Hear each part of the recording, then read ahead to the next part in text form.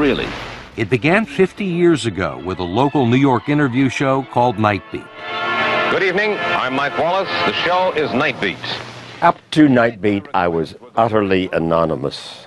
Night Beat was the one. What do you know about that? Who in the United States is qualified? What kind of people are your friends? Night Beat and the spin-offs Mike did for ABC revolutionized TV talk. Here he is with another Mike, labor leader Mike Quill. What about this statement that you made in your own paper?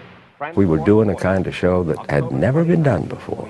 Nasty questions, abrasive questions, confrontational questions. And you have no right to sit in judgment on me. I'm not sitting in judgment. I'm simply asking a question. I'm ready any time you want to repeat the stupid question.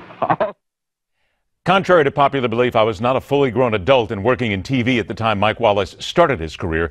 But even as the kid who wanted to get into radio and television, I admired Wallace for every word, every syllable, every instance when he refused to take no for an answer. Come on out. You don't want to talk to me? He also went with great relish after small-time crooks, cons, and miscreants of all sorts. I don't understand. They must be ashamed of something. Why are you so reluctant? Why are you so reluctant? We gotta get over here, Mike. We want to just get right over here. You got roughed up a little bit there. A little bit, yeah. He just didn't want to answer the question. Mm-hmm. Father, I want to read you some things. I mean, you write up like the Lone Ranger, saving the day. She lost her virginity that day. Now, why would she say that about you, Father Kirsch, if it were not so?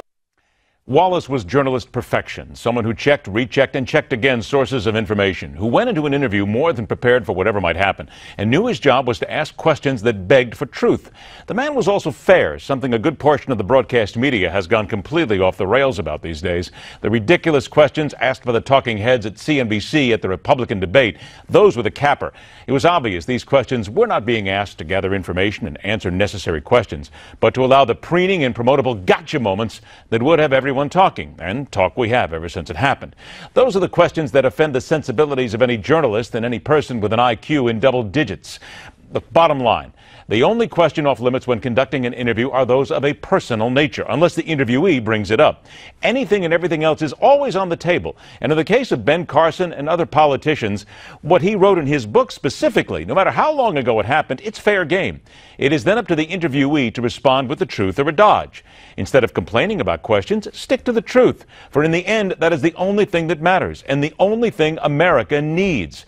I'm personally sick and tired of the whining politicians and lemmings in our midst who blame their woes on the media, the questions they are asked, and the issues being chased.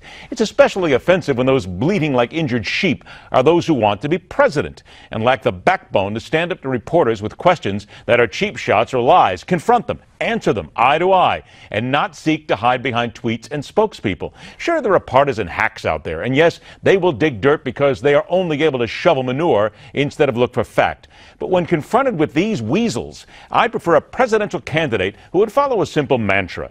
You want to play lumberjack? Learn to handle your end of the log. Believe it or not, there are some of us out here doing the job correctly, honestly, and without the need to be a preening jackass. You don't have to look that far to find us. We're right here, every night. That's my opinion, telling it like it is. Why don't you tell me your opinion on this as well, because certainly there's been a whole lot of discussion about it, and the discussion needs to continue. Email, Facebook, and Twitter. Do it. I'll talk about it.